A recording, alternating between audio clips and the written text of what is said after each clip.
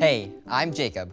And I'm Dan, and I'm super excited about today's big idea. But first, Jacob, share with us an experience that totally blew your mind. Well, I remember when I was younger, my stepdad took me to see Monster Truck Show for the first time. And when I was a kid, watching these giant machines with wheels the size of my family car take off of jumps and clear cars, 10 cars long, it totally blew my mind. Man, that sounds awesome. Today's big idea is that God blows our minds. So let's watch this God story and see what that's all about.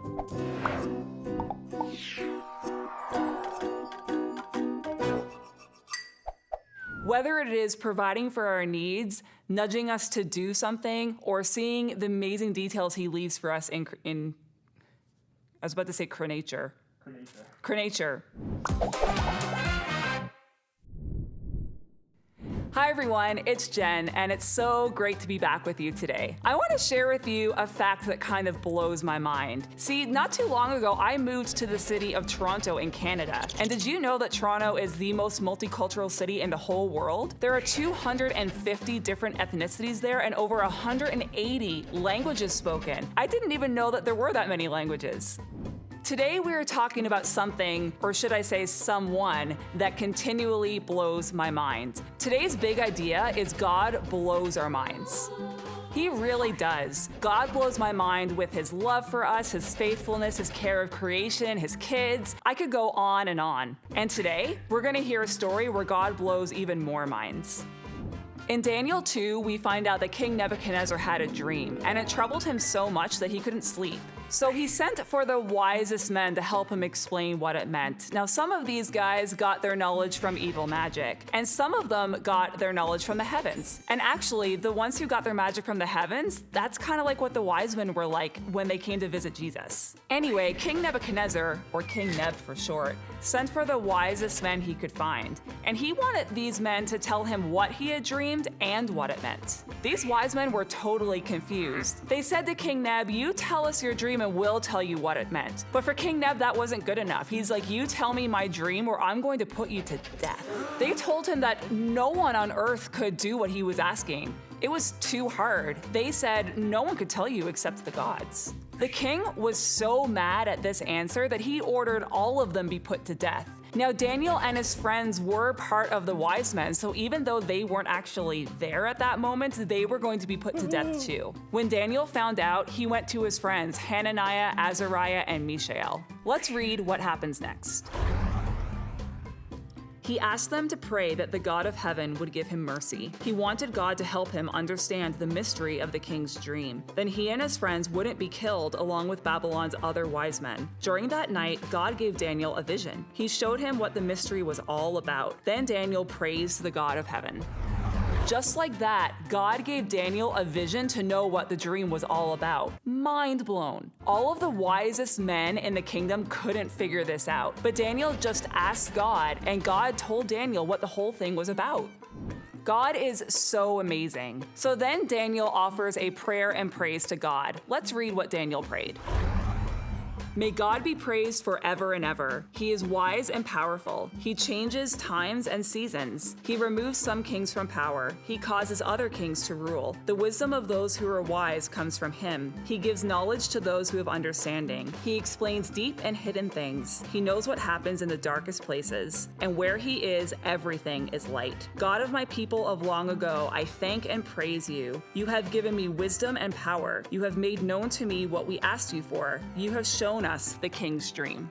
That morning, Daniel went to see the king, and King Neb asked, "Can you tell me what my dream was? Can you tell me what it means?" Daniel explained, "You have asked us to explain a mystery to you, and no wise man can do that. And those who try to explain it by using magic can't do it either. But there is a God in heaven who can explain mysteries." Daniel then goes on to explain the dream that the king had. It was a dream about a large statue made of a bunch of different materials: gold, silver, bronze, iron, and clay. Each part represented a different kingdom that would rule, and then a large rock came and smashed the statue to pieces. That rock represented a kingdom that God would set up, a kingdom that would last forever. Then the king bowed down in front of Daniel to honor him. The king said, "I'm sure your God is the greatest God of all. He is the Lord of kings. He explains mysteries. That's why you were able to explain the mystery of my dream." Then the king put Daniel in a position of authority. He was ruler over the city of Babylon and the towns in it, and he ruled over all of the wise men. Mind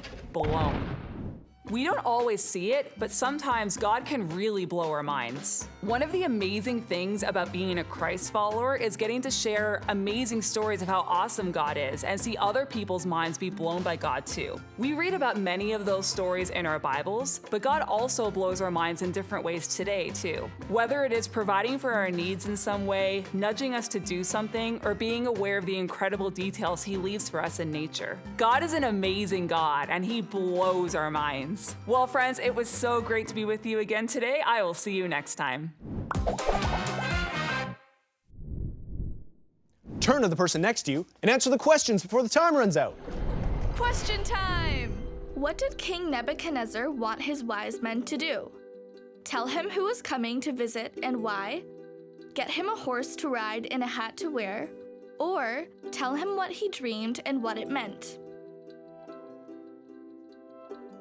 Tell him what he dreamed and what it meant.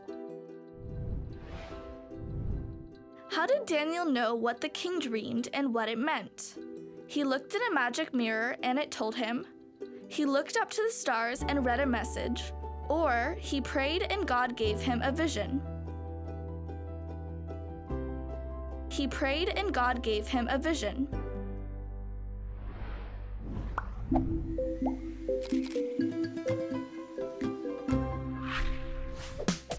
Game time! Paint panic. Can you memorize the key verse before all the paint spills? Say it with me. Faith is being sure of what we hope for. It is being sure of what we do not see. Hebrews 11, verse 1. Get ready. 3, 2, 1, go!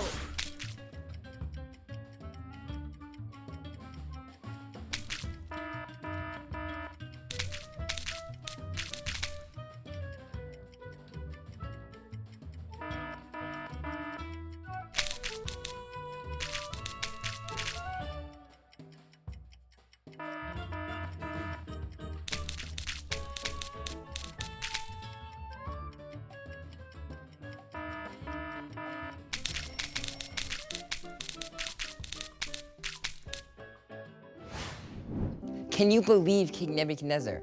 He wanted them to know what he had dreamt. It's like if you're telling your friend you have an idea for a movie or a game, but then you expect them to tell you what your idea is?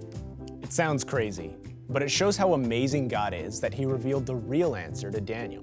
And if you think God only did amazing things thousands of years ago, think again.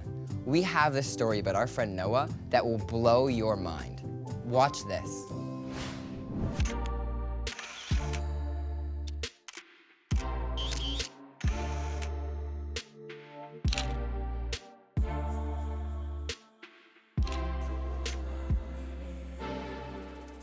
I just love that in photography, it's so creative. I like to go to a lot of different places and experiment with different colors and lighting. My way of thinking of how to share a story through a photograph is by just the mood of it. I prefer to have dark, moody light. I like to put people in different places and see how they look like, and then experiment a lot with colors and lighting. So when Noah was 4 or 5 years old, he would watch television in a really bizarre way. He would kind of tilt his head back like this, and my father one day said, you know, maybe you should get his eyes checked. And it turns out he had to see a kid specialist because his eyesight was very poor. In fact, they told us it was like a point or two away from legally blind. And so there I was on my knees, you know, sort of pouring my heart out before God.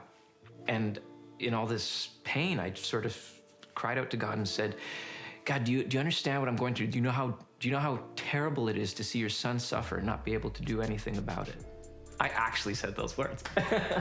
And then, of course, moments later, I realized that, of course, if anyone understood what I was going through, it was God, the Father, who sent his son and endured watching him suffer on the cross. God touched his eyes not in a way that I was expecting him to, because around 11 or 12 years old, when he would steal my phone, he would take pictures. And I noticed that almost every picture he took was so incredibly artful. They were all so beautiful. If I took my glasses off, I wouldn't be able to do anything really, because I wouldn't be able to see patterns or lights. So glasses really helped me with my photography. The way he looks fits his passion. I find my inspiration from other people such as Sam Kolder or Matthew Blum. They're really amazing at portraits and sharing a story. My process is usually just coming home and putting the SD card into my computer and editing for maybe 30 minutes, experimenting with artificial colors and different techniques.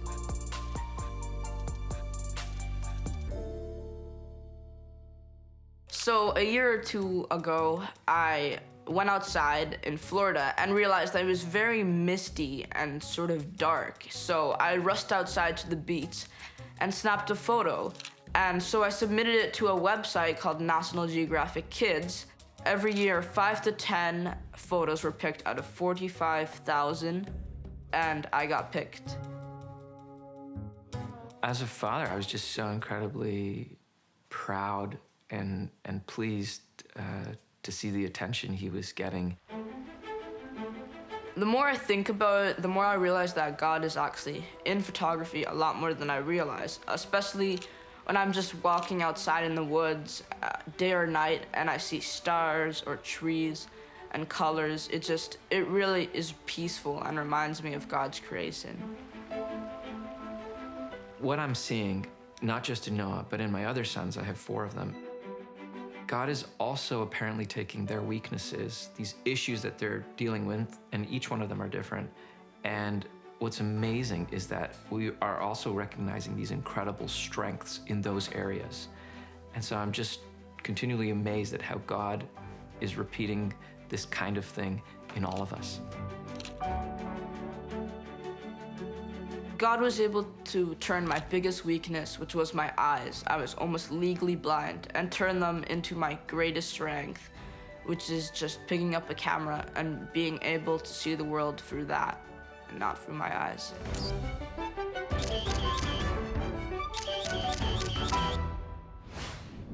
I love photography, and let me tell you, Noah is super talented. Yeah. Isn't it amazing that he can use his talents to show that God is awesome? This is truly a case where the world says something can't be done, but then God says, trust me. Nothing is impossible with God. And just like Noah's dad prayed for him, we can ask God to change our circumstances, no matter what.